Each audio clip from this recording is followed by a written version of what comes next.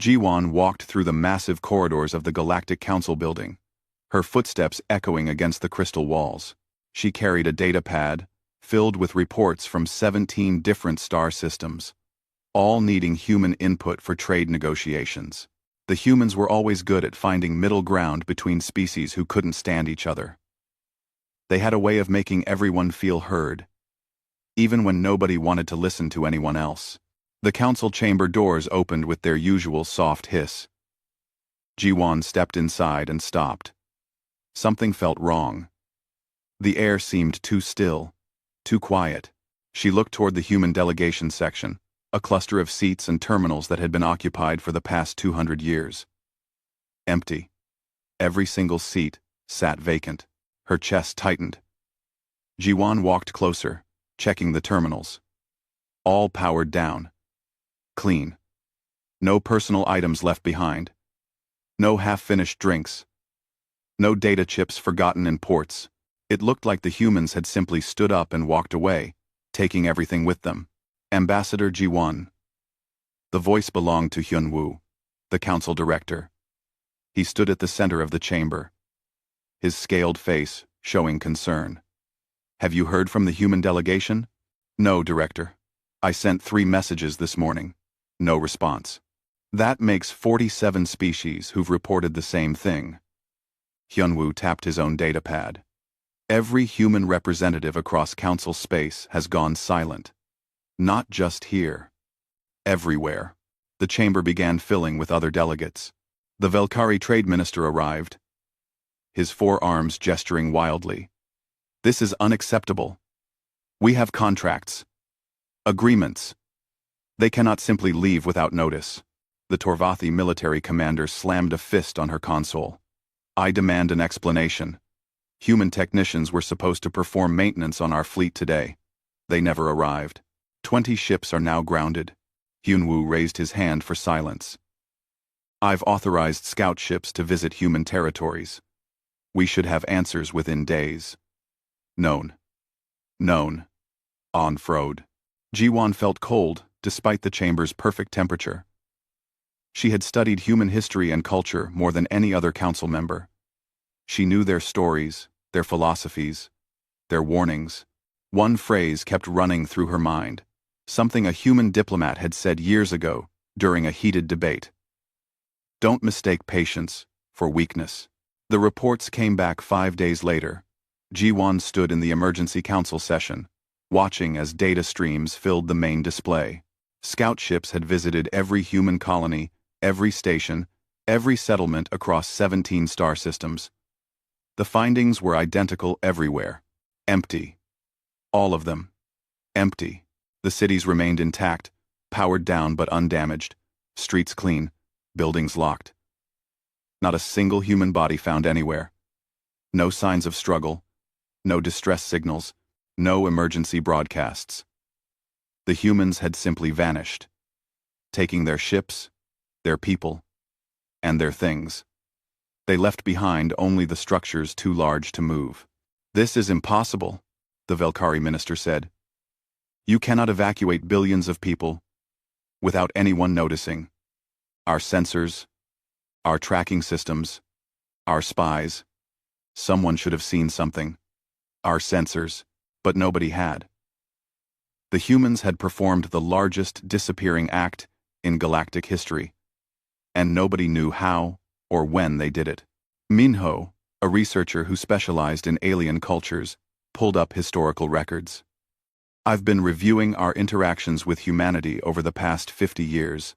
I found something troubling. He displayed a timeline on the screen. Red marks appeared at regular intervals. These are incidents where the Council rejected human proposals, overruled human votes, or imposed restrictions on human activities. In the past decade alone, we denied their expansion requests 7 times. We vetoed their trade agreements 14 times. We dismissed their scientific findings in favor of Velkari research, even when human data proved more accurate. They were junior members, the Torvathi commander said. They needed to earn their place. They were junior members for 200 years, Ji-won said quietly. They built our translation networks. They designed our medical protocols. They coordinated our shipping routes. When the Valkyrie and Torvathi nearly went to war 30 years ago, who negotiated the peace? Humans. When the plague hit the Dulari homeworld, who created the cure? Human doctors. When our quantum networks kept failing, who fixed them? Human engineers. The chamber fell silent. Minho continued. I found records of human complaints filed with the council. Hundreds of them. Most were never even reviewed. They asked for equal voting rights. Denied. They requested representation on the military council. Denied. They wanted to establish colonies beyond their designated sectors. Denied. That doesn't give them the right to abandon their obligations, the Valkyrie minister insisted. What obligations? Jiwan asked. We never signed mutual defense treaties with them. We never guaranteed them protection or support. We simply assumed they would keep helping us, because they always had. A week after the discovery, problems began appearing. Small at first. A trade shipment arrived at the wrong station. A medical facility ran out of supplies because nobody knew how to process the ordering system that humans had designed. Communication between two species broke down completely because the translation software needed human maintenance. Within a month, the problems weren't small anymore. The Valkyrie trade empire reported losses in the billions. Their entire shipping calculation system had been managed by human mathematicians who understood the complex variables better than anyone else. Without them, ships were getting lost, arriving late, or carrying wrong cargo. The Torvathi military discovered that 73% of their maintenance protocols had been written by humans. Their technicians could follow the instructions, but when something went wrong, they didn't understand the underlying systems well enough to fix it. The council's own building started having issues. Climate controls malfunctioned. Communication arrays dropped signals. Security systems required manual overrides. Jiwan realized that humans had touched nearly every aspect of galactic civilization, making tiny improvements and adjustments that everyone else took for granted. Hyunwoo called another emergency session. His voice sounded tired. We need to face reality. Humanity wasn't just another member species. They were the glue holding this council together. And we never noticed until they left. Jiwan stared at the empty human seats. Somewhere out there, billions of humans were building something new, something without the council. And they hadn't even bothered to say goodbye. 2 months had passed since humanity's departure. Hyunwoo stood before the council assembly, looking at faces that showed fear, anger, and desperation. The chamber felt different now. Colder, more hostile. Species that had cooperated for centuries were arguing over things they used to handle easily. The Dulari refused to share medical data, the Valkyrie minister announced. They claim we've stolen their research. Because you have, a Dulari representative shot back. Your corporations took our findings and sold them without payment. The humans used to mediate these disputes. Now we handle it ourselves. Hyunwoo tried to restore order, but his voice barely carried over the shouting. The council had held 300 sessions in the past month. Nothing got accomplished. Every meeting ended in arguments. The economic reports made everything worse. Jiwan reviewed them in her office, her head aching from the numbers. Valkyrie trade had collapsed by 40%. Torvathi military readiness dropped to levels not seen in a century. Smaller species were forming defensive alliances, worried about larger powers taking advantage of the chaos. The humans had been everywhere, she realized. Not just in obvious roles like diplomacy and engineering, but in tiny, invisible ways. They wrote software patches. They optimized supply chains. They trained workers from different species to communicate better. They served on thousands of committees that nobody thought were important until those committees stopped functioning. Minho brought her more research. I found something interesting in the archives. Human delegates requested changes to council procedures 43 times in the past 20 years. They wanted more transparent voting, better resource distribution, and equal representation for all species regardless of size or military power. What happened to those requests? Ji-won asked. Every single one was denied or ignored. The larger species didn't want to give up their advantages. The humans kept participating anyway, kept helping, kept building systems that benefited everyone, until they didn't. Ji-won thought about that. Humans had options. They could have sabotaged council systems. They could have sold their services to the highest bidder. They could have started a war. Instead, they simply left. Clean. Final. No destruction. No revenge. Just absence. That absence was destroying the council anyway. Hyunwoo authorized a task force to trace humanity's path. Ji-won volunteered to lead it, along with 3 others. Sumin was a pilot who had worked with humans before. Dae-hyun studied languages and had learned several human tongues. Nari served as a military analyst, skilled at tracking ship movements. They started at the closest former human colony, a planet called Nuhansong. The city stood empty but pristine. Power plants hummed on automatic mode. Water systems functioned perfectly. The humans had left everything working, as if they might come back tomorrow.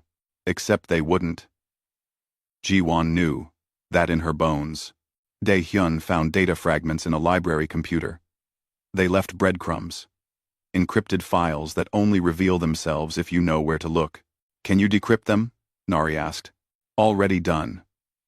The encryption was simple, almost like they wanted someone to find this. Dae-hyun displayed text on his screen. It's a log, dated 3 years before they left. It describes planning meetings, resource allocation, ship construction in secret locations. They were preparing for this exodus for at least a decade. Sumin stared at the data. How did nobody notice? We had intelligence agencies watching them. Because we were watching for threats, Nari said. Military buildup, weapons development, signs of rebellion. We weren't watching for an organized withdrawal. Why would we? Nobody had ever left the council before. They found more clues at other sites.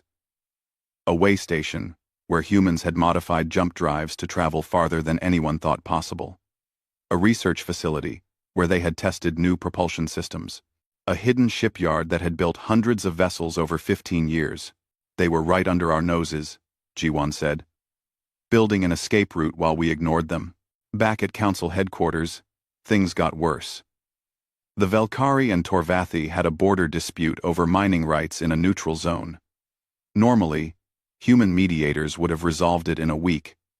Instead, both sides moved military ships into position. Hyunwoo spent days trying to negotiate, but neither side would compromise. We don't need lectures from a director who lost humanity, the Torvathi commander said. Maybe if you had treated them with respect, they wouldn't have left. The Velkari held equal blame, Hyunwoo replied. We all took them for granted. Then we all suffer equally. The commander cut the transmission. Ji-won returned from her investigation with disturbing news. They didn't just leave our space.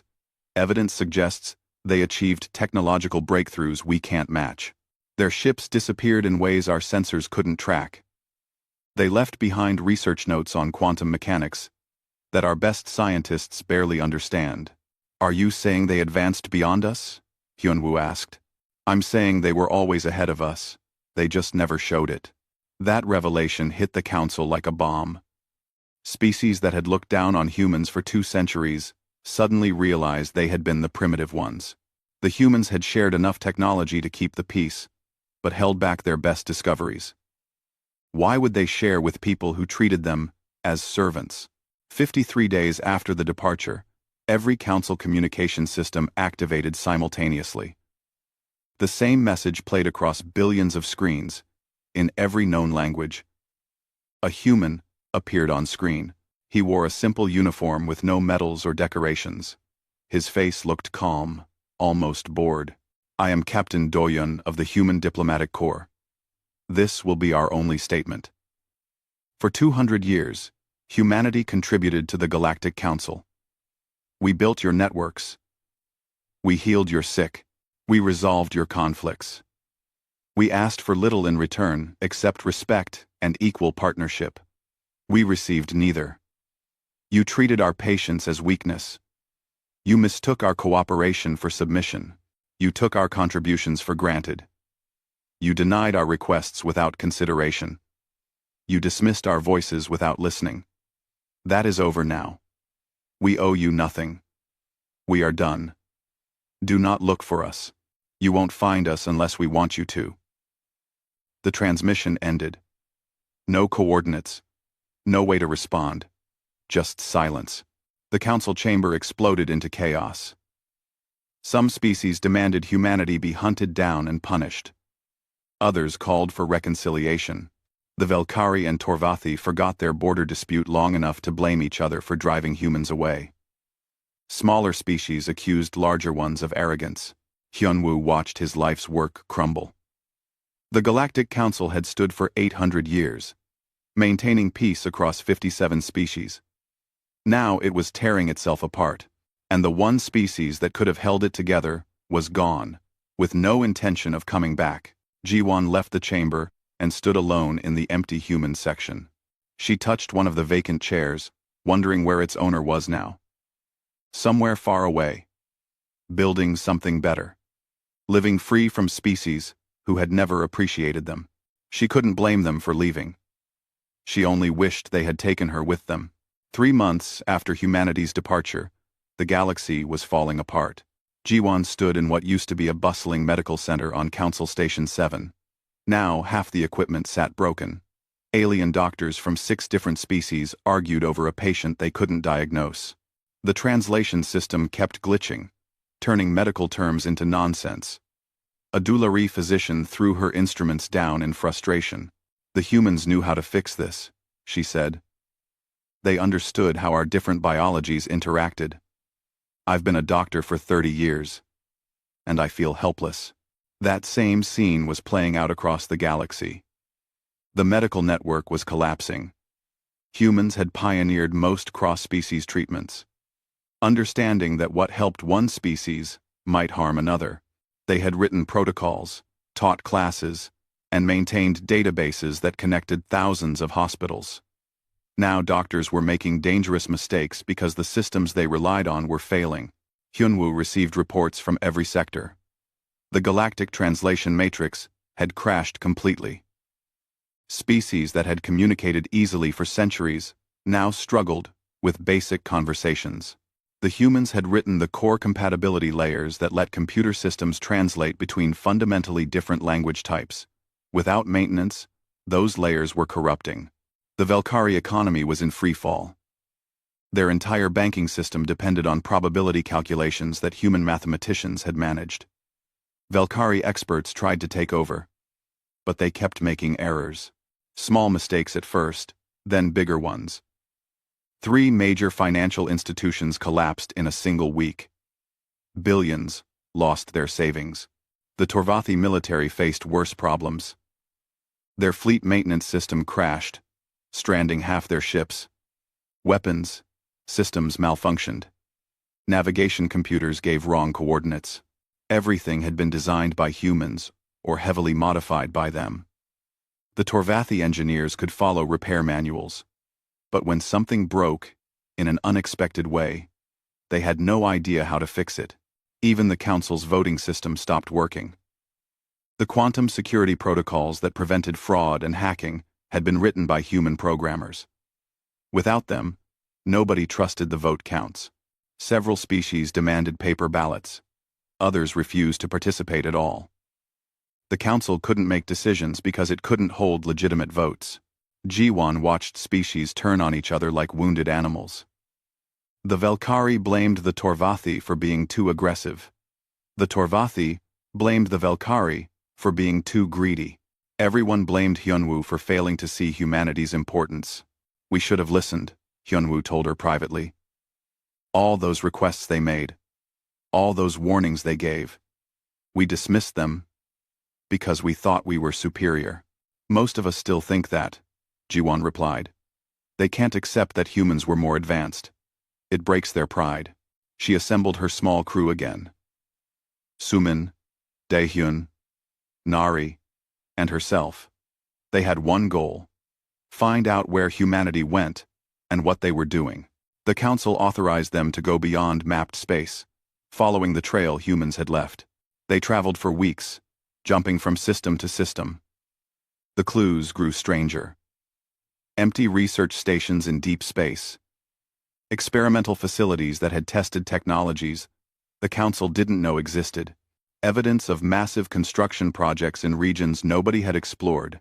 At one station, Daehyun found research logs. He translated them slowly, his face growing pale as he read. They were working on quantum entanglement communication. Real-time messaging across any distance. No lag. No delay. No delay. After their pay.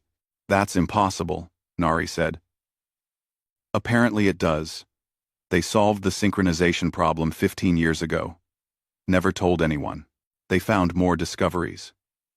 Dimensional folding technology that could move ships outside normal space. Biological treatments that could extend lifespan indefinitely. Energy generation systems that could power entire worlds from a device the size of a house. Manufacturing techniques that could turn asteroids into habitable stations in days instead of years. How much did they hide from us? Suman asked. Everything important, Jiwon said. They shared enough to keep the peace, but held back anything that would give us real power. Can you blame them? Daehyun pulled up another file. Look at this. A human researcher proposed sharing the dimensional folding technology 20 years ago. The Council Security Committee rejected it. They said humans couldn't be trusted with such power. But the Valkyrie and Torvathi could? Nari's voice dripped with sarcasm. The Council didn't trust anyone. But they especially didn't trust humans. So, humans stopped trying to share. They just kept advancing on their own. Back in Council space, old grudges erupted into violence. The Valkyrie and Torvathi started shooting at each other over the mining dispute. Small battles at first, then larger engagements. Hyunwoo tried to organize a peacekeeping force, but nobody would contribute ships. Everyone was too busy defending their own territory. 3 species declared independence from the Council, forming their own alliance. 5 more threatened to leave. The organization that had maintained galactic peace for 800 years was dying. And nobody could stop it. Jiwon's team pushed deeper into uncharted space. The star patterns looked wrong here. Space itself felt different, like they had crossed into a region where physics worked slightly differently. Their ship's sensors gave strange readings. We're not alone, Nari said, studying her tactical display. I'm detecting something massive ahead. Multiple contacts. Energy signatures that make our reactors look like candles. They approached carefully. What they found made Jiwon's breath catch. A structure surrounded a star. A ring of connected platforms and habitats so large it defied comprehension. Thousands of ships moved between the sections, designs she had never seen before. Clean, efficient, beautiful. That's impossible, Suman whispered. A structure that size would require more resources than 10 planets. Or advanced manufacturing technology we don't have, Daehyun said. They built this. The humans built this. A transmission reached their ship. Captain Doyun's face appeared on screen. The same man from the goodbye message. He looked different now.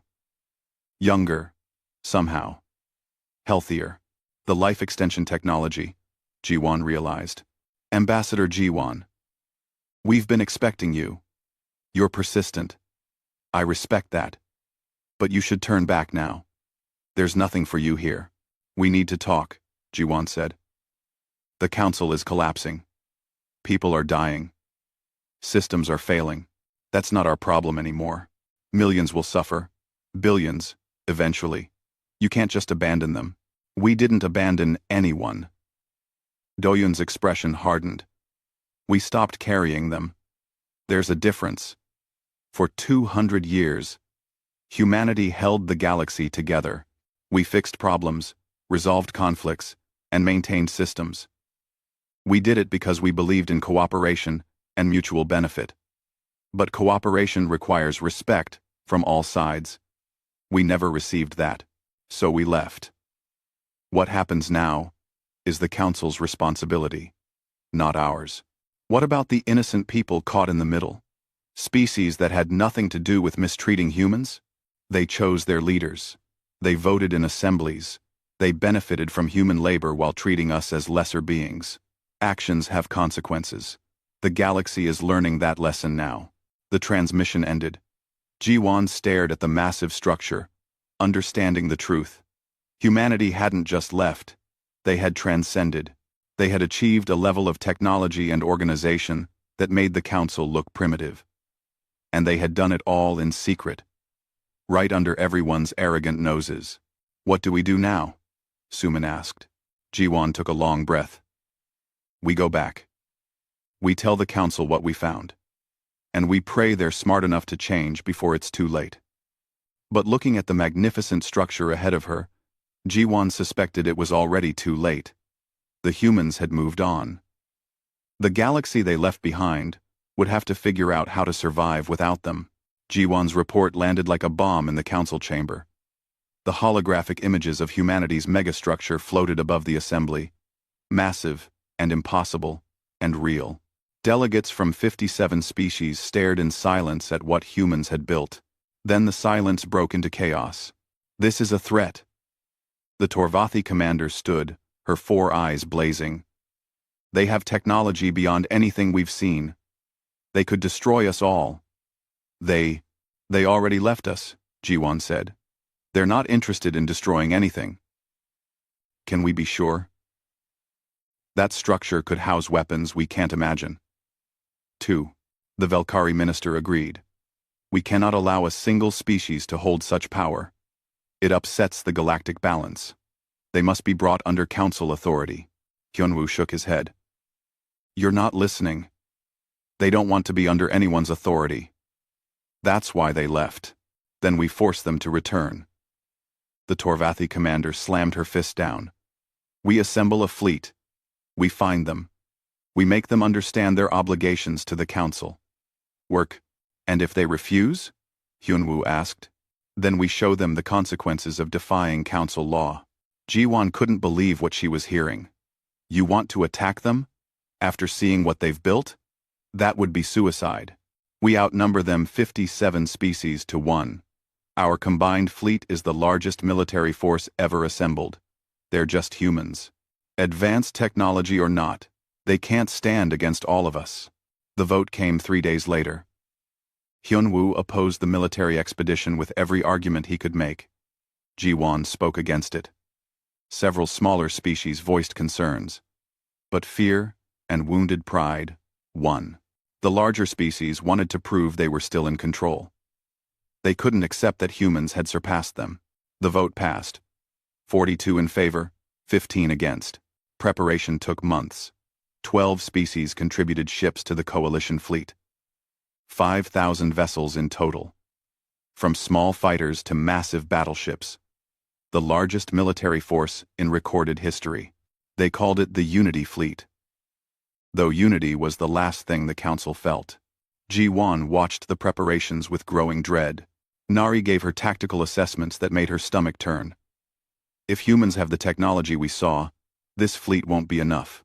Not even close. But nobody wants to hear that. Pride, Daehyun said. They can't admit humans might be superior. It breaks their entire worldview. The Unity fleet launched on a cold morning. Hyunwoo stood beside Ji-Wan as they watched thousands of ships disappear into jump space. He looked older now, exhausted by months of failed diplomacy. This is wrong, he said quietly. We're making the biggest mistake in Council history. Will you tell them that? I already have, hundreds of times. They don't care. They need to prove something to themselves, even if it destroys us all. The fleet traveled for weeks, following the path Ji-Wan's team had mapped. Communication came back regularly at first. Commanders confident, crews eager, everyone expecting an easy victory. Then the messages grew uncertain. Space felt strange in the outer regions. Sensors malfunctioned. Ships reported feeling like they were being watched. They found the megastructure exactly where Jiwan said it would be. The fleet emerged from jump space in a defensive formation. Weapons ready. Shields up. 5,000 ships arranged in a pattern designed to maximum firepower and protection. The structure dwarfed them. It wasn't just big, it was incomprehensible. A ring around a star, with energy output that made their reactors look like toys, and floating around it, human vessels. Not thousands. Not millions. Just 12 ships.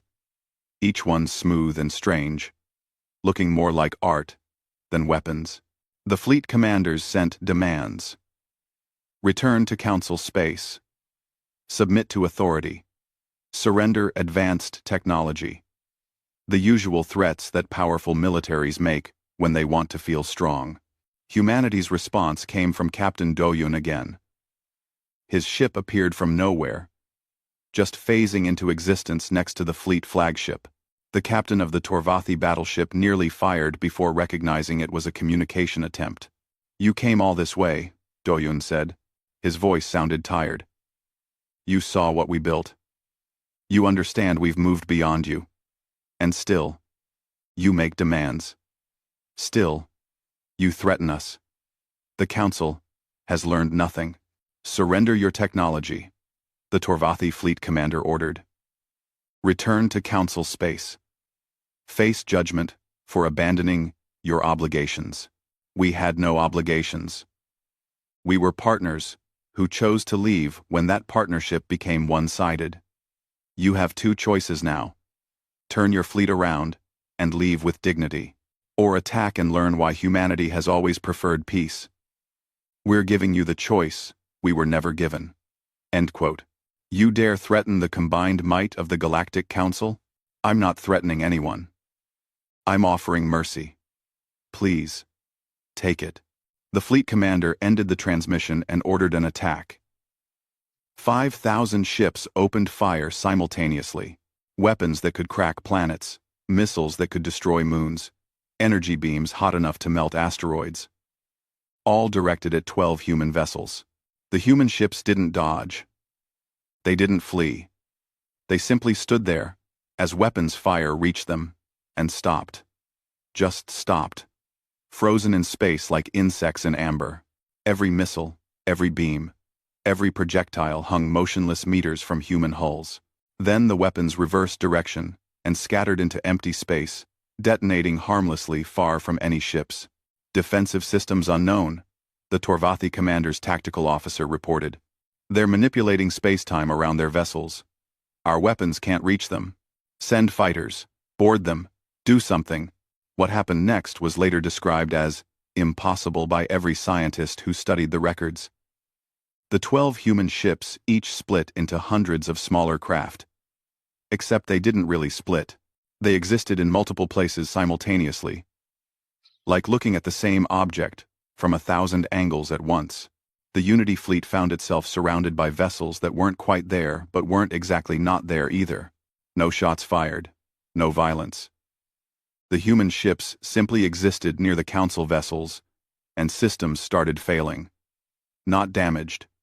Just turned off. Peacefully. Gently. Like a parent taking dangerous toys from a child. Every weapon in the Unity fleet went offline. Every targeting system shut down. Every engine except life support stopped functioning. 5,000 ships floating helpless in space, crews unharmed but completely powerless. Doyun's voice came through on all channels. "You came to attack us. We disabled you without causing a single casualty. Think about what that means. Think about what we could have done instead. Then think about whether you want to keep treating us as your servants." Back in Council chambers, Hyunwoo received the transmission.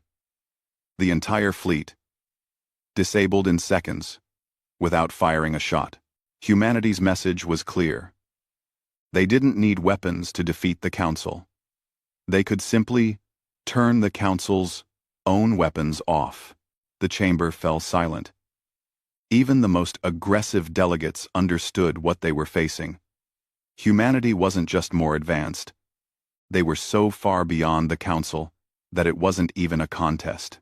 "Recall the fleet," Hyunwoo ordered. "We cannot show weakness," the Torvathi commander protested.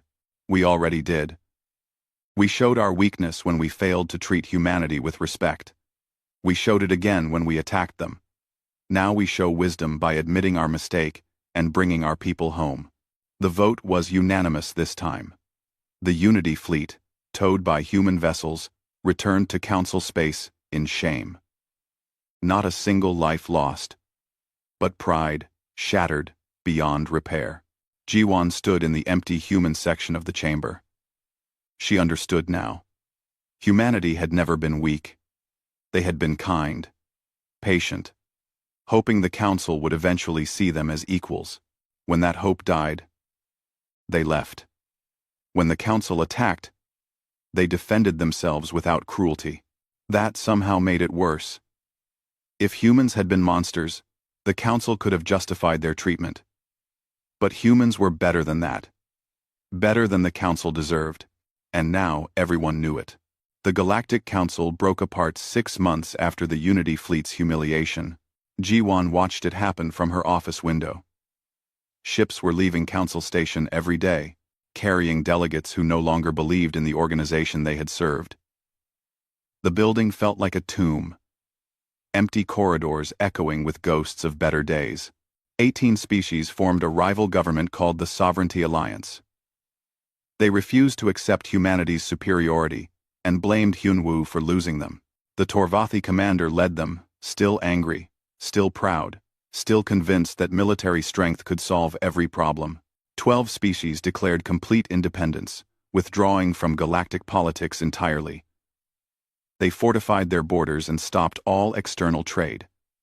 "Better to be isolated than vulnerable," they said. That left 27 species in what remained of the original council. Smaller, mostly, less powerful, but willing to admit they had made mistakes. Hyunwoo led them, though his position felt ceremonial now. Nobody respected council authority anymore.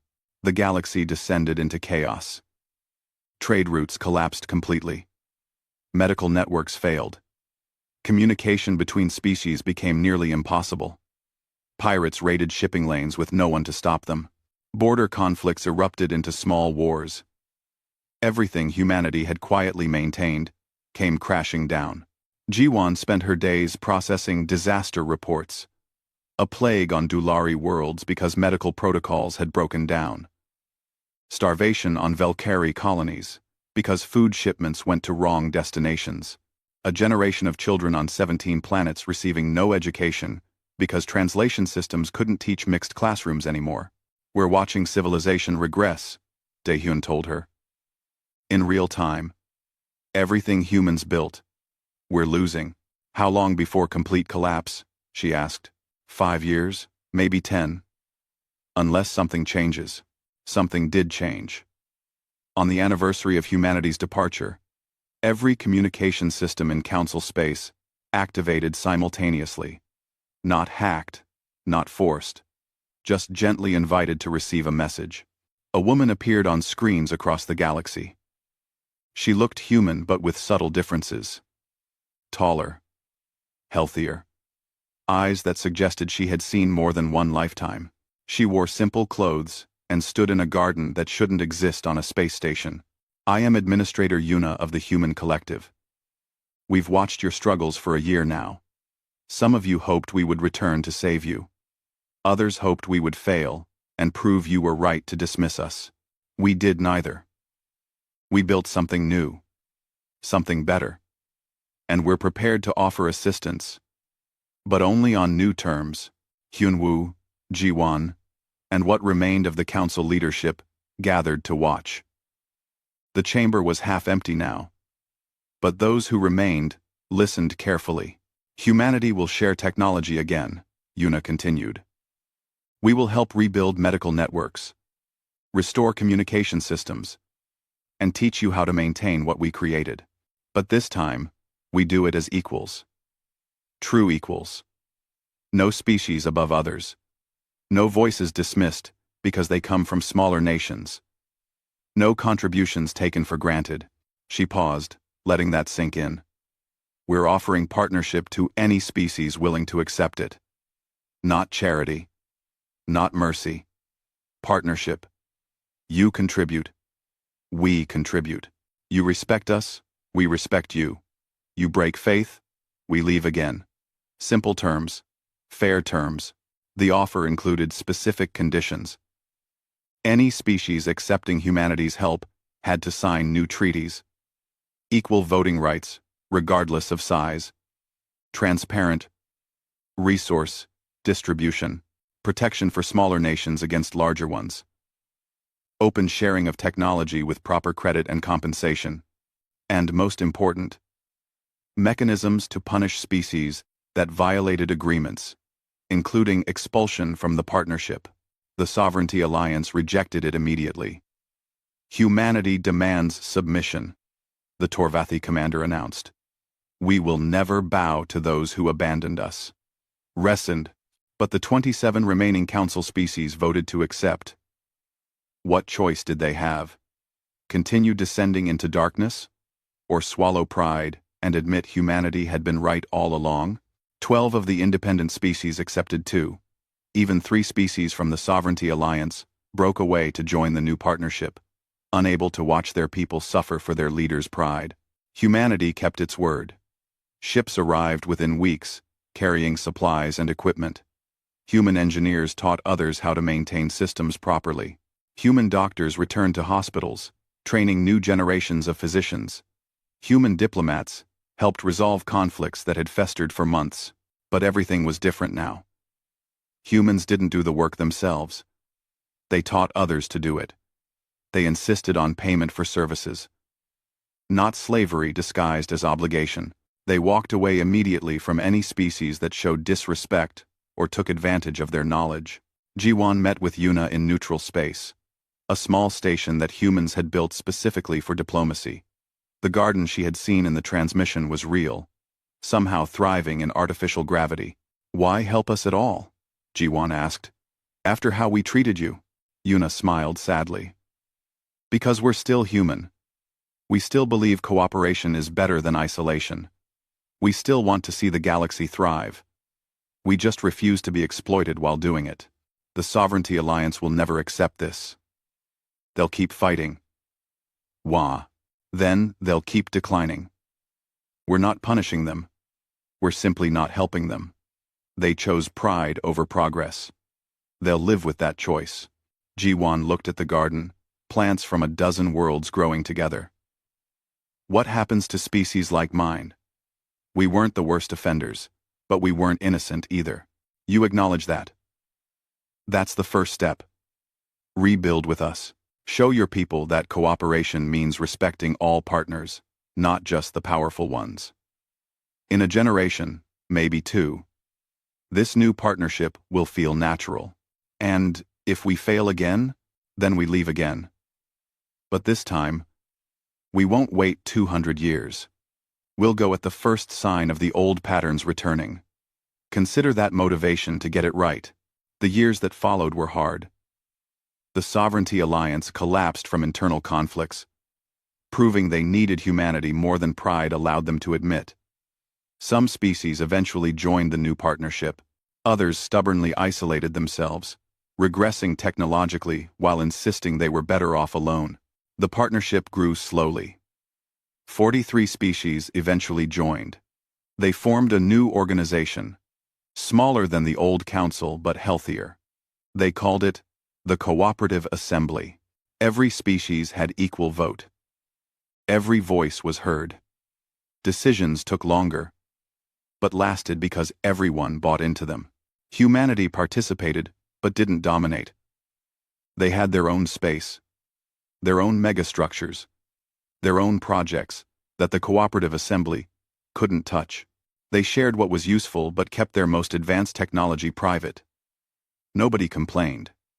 Everyone understood that trust had to be earned, not demanded. 30 years after humanity's departure, Ji-Wan attended a ceremony at the new assembly headquarters. She was old now, even with advanced medicine extending her life. But she wanted to see this moment. A young delegate took the oath of office.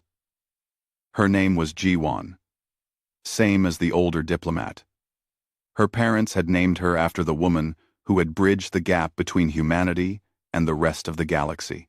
Young Jiwan would serve as assembly coordinator, managing communications between species. Old Jiwan watched the young woman speak about cooperation, respect, and shared destiny. Words that sounded naive when she had first heard them from human diplomats 200 years ago. Words that made sense now, bought with pain and hard lessons. Hyunwoo sat beside her. He was ancient now, refusing life extension treatments, ready to rest. "Did we learn?" he asked quietly. "Some of us did," Jiwan replied. "Those who didn't are alone in the dark, wondering why nobody helps them anymore. And humanity?" She looked at the screens showing humanity's territories. Dozens of megastructures now. Each one a testament to what could be achieved without someone standing on your neck. They're fine. Better than fine. They're thriving because they refuse to accept less than they deserved. I wish we had understood that earlier. We understand now. That has to be enough. The ceremony ended. Young Jiwon moved through the crowd, shaking hands and making connections. She would face challenges her predecessor could barely imagine, but she would face them in a system that valued her voice, in an organization that treated all members fairly. Old Jiwon stood slowly, her joints aching. She had one more meeting. Yuna had invited her to visit the original megastructure, to see what humanity had built in their freedom. The trip took 3 days, even with modern drives. When she arrived, Yuna greeted her, personally. They walked through gardens and workshops, past schools where human children learned alongside alien students who had earned the privilege of studying there, past laboratories where scientists from 7 species collaborated on problems together, past memorials listing every human who had died while serving the old council, never properly honored until now. "You built paradise," Jiwan said. "We built home," Yuna corrected. "Paradise would have been building this together, all of us, from the beginning. But you weren't ready then. Maybe now you are." They stood at an observation window, looking out at stars neither of them would live to explore. Humanity would reach them someday. Maybe with partners. Maybe alone. But on their own terms. Always on their own terms. "Thank you for not destroying us," Jiwan said. "When you left, when we attacked, you could have ended us. You chose mercy. We chose to be better than our anger. That's not mercy. That's just being human." Jiwan returned to assembly space with new understanding. Humanity hadn't departed to punish the galaxy. They had left to save themselves, refusing to sacrifice their dignity for people who didn't appreciate them. The Council's collapse wasn't revenge. It was consequence.